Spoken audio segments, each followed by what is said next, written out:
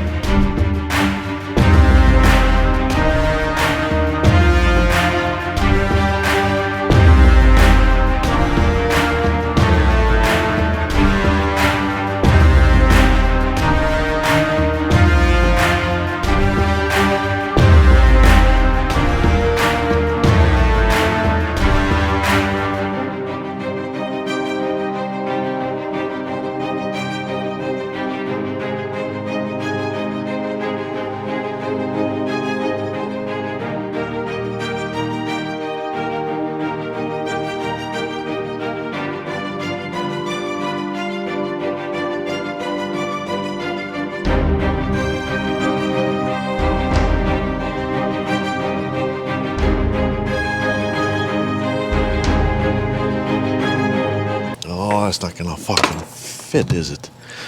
Salmon and biscuits. Just gonna have to get it through here. She's gonna have to go. Oh.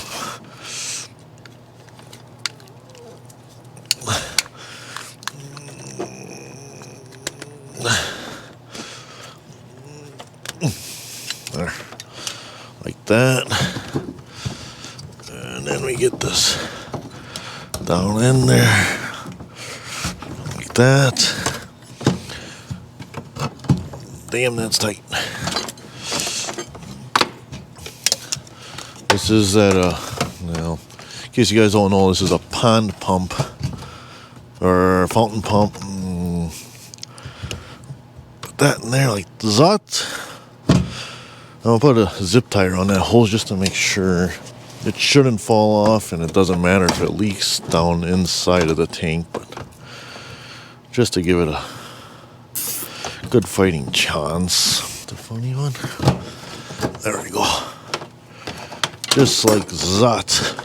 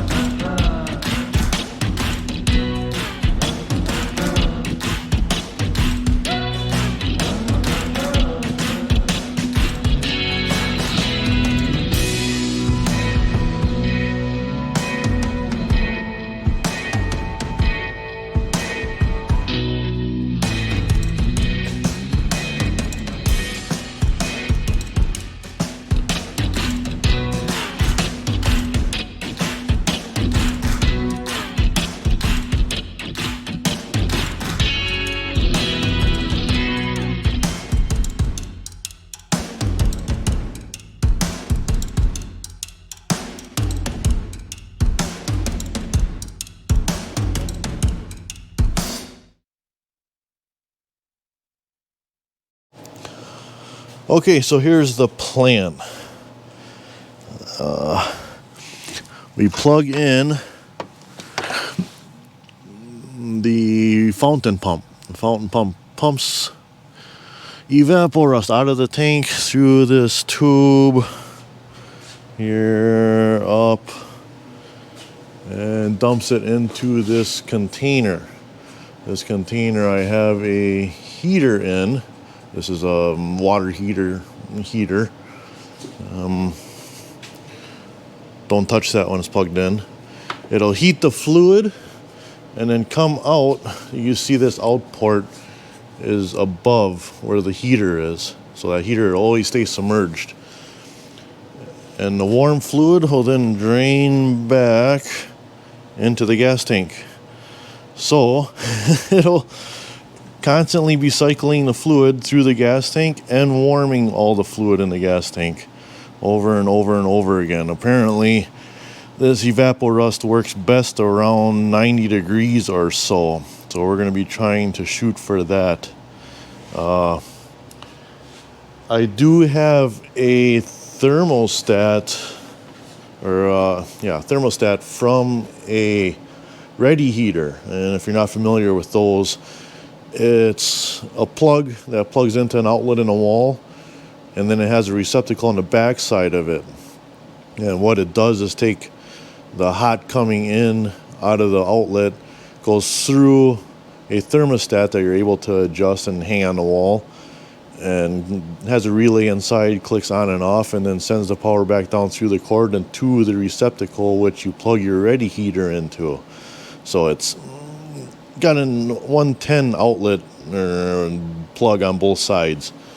So it's very easy. You plug it in and then plug in whatever you want to turn on, controlled by the thermostat in the other plug. I can, or I'm hoping, if I need to, the top of that thermostat has coils on it, and they're exposed coils on the outside. I'm hoping I can take that thermostat, tip it upside down, and put just the coils down. So the coils are submerged in the fluid, and I can use that thermostat to hold it at around 90 degrees. And then I would put the plug that goes to the heater in this can through that thermostat, so it would turn the heater on and off. I'm hoping I won't need that, but if I do, like I said, I can give that a try. I'm hoping there's just going to be enough fluid. I don't know. It's a fairly small element, that heating element, so we might not need it, but I'm going to watch it for a while anyhow. I'm going to let this contraption go for 24 hours. That's pretty average for evaporust, is to leave stuff in for 24 hours. So I do not, obviously I don't want it overheating. That would be bad. Even for the hoses and fittings and stuff that are still in the gas tank, I don't want to get much over 90 degrees. So I'm going to start it up as soon as the evaporust gets here. It is supposed to be here today, but it's getting fairly late already and nobody's showing up. And like I said, it's 10 degrees out, so I'm hoping wherever my evaporust is, it's not sitting in a truck somewhere freezing and turning into a big block of ice. The evaporust is here. Oh, let's get this project going. It would have been nice if they had covers with the pour spout in them, but whatever. Instead of fighting with this big bucket, I figured I'll transfer a little at a time into a smaller bucket and then use that one to transfer into the gas tank. That is full. That is much clearer than I remember seeing it before. I thought the stuff was always a little bit red or brownish, even when new.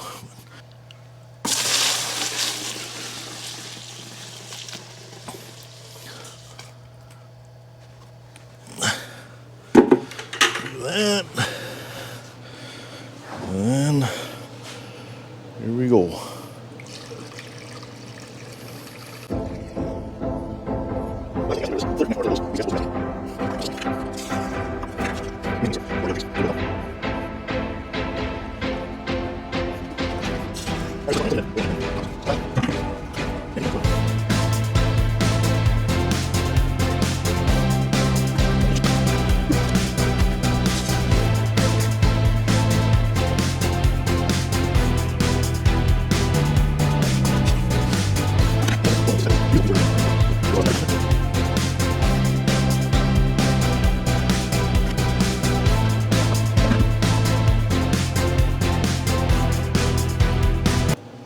hear it in the filler neck. We're really, really close.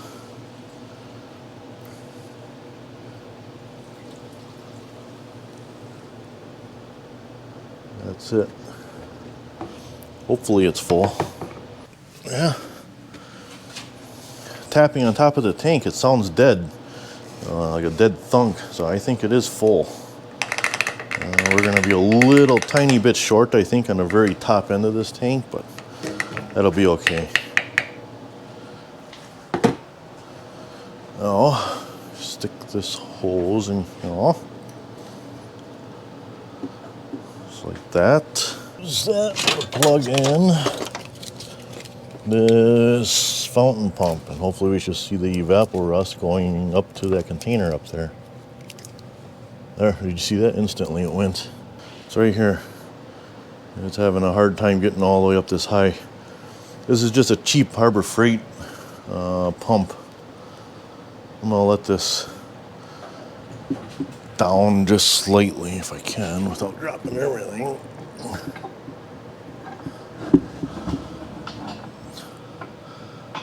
Well, that pump doesn't have a whole lot of power. I'm gonna drop this down a little bit more.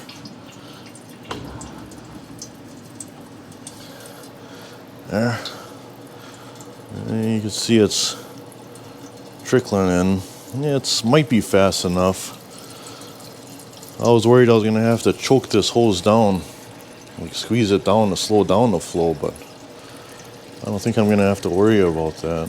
It's flowing decent. It's a fairly small pump, but I expected it to flow a little bit faster than that. We can go down a little bit more yet, as long as this is higher than the fill. I'm going to let that fill up till it gets to that port and starts draining back in the gas tank.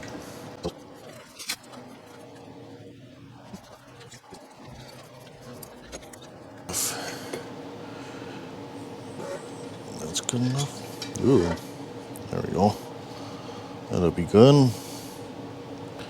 And it's going out the hose now. Should be going back in the gas tank. Alright, I'm going to plug in this heater. We'll see what happens. Hopefully it just doesn't totally boil out this fluid. Ooh, no. Aw.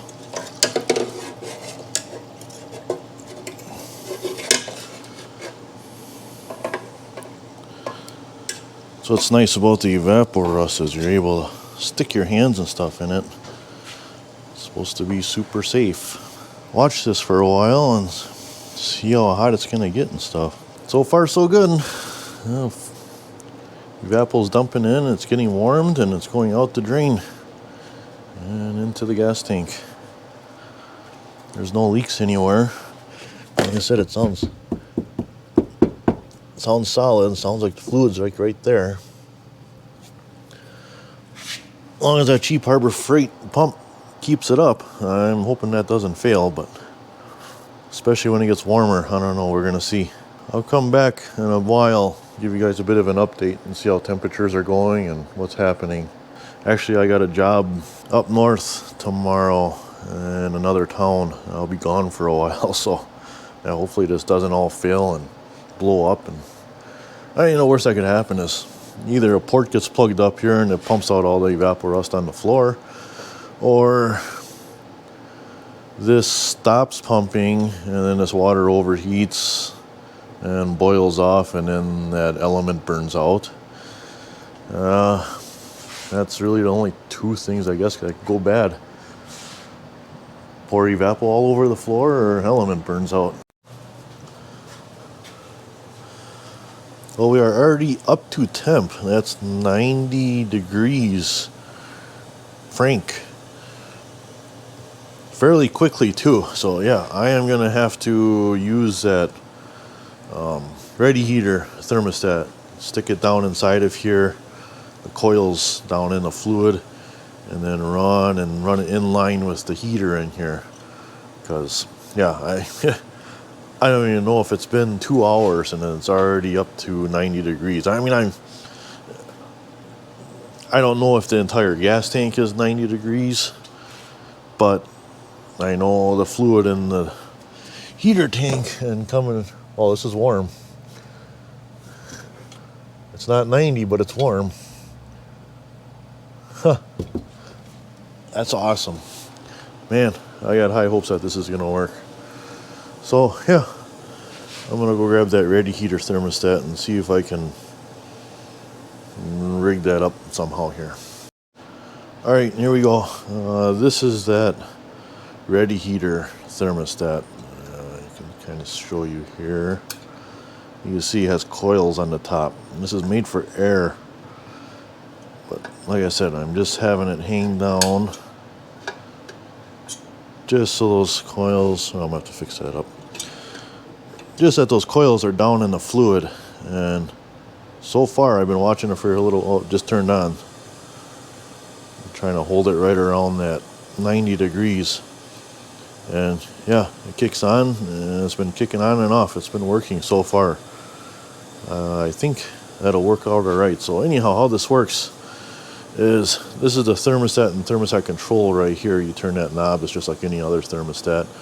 And then the wire comes through and it plugs into an outlet. This is an extension cord.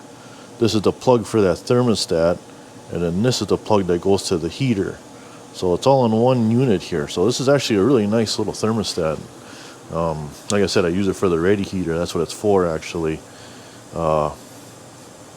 But yeah, it goes up to, the max on it is 90 degrees. And actually I have it set at like 85-ish. And it's been holding it around 90 degrees in this pot here. So far it's been working pretty good. I'm going to watch it a little bit longer here. I want to make sure that everything is doing what it's supposed to do. Oh, it just shut off. You guys probably can't hear it, but yeah, it just shut off right at 90 degrees. And then this fluid is flowing in a lot faster now too, as it's warming up. So yeah, it flows in. It's been kicking on and off about every minute and a half or so ish, because it doesn't take long for this fluid to cycle through here, and then it kicks back on. So yeah, like I said, I'm going to watch this for a while yet, because I want to make sure it's doing what it's supposed to do. I don't want to walk away from it and then have something go to hell. So yeah, I'm going to watch it for a little while yet, and I might have you guys check back in again if something develops. Otherwise, if it stays like this, the next you will guys see is tomorrow. Actually, I should start a timer out here. Do I even have a timer? Oh, what time is it? It is 2:45 today, right now. So hopefully I'm back from my job tomorrow up north by this time. And yeah, we'll come back in 24 hours and see what happened. All right, it's been, I think, 3 hours now, 3.5 hours. And it is still holding steady right around that 85, 90 degrees. And stuff seems to be doing what it's supposed to do. The fluid is getting a little tinge to it, so it must be taking rust out. That's good. It's flowing really, really well now that it's warm. A lot better than what it was at the beginning. Isn't blocking up, isn't staying back, so that's all working like it should. It seems to be doing what it's supposed to do. Watch for part 2.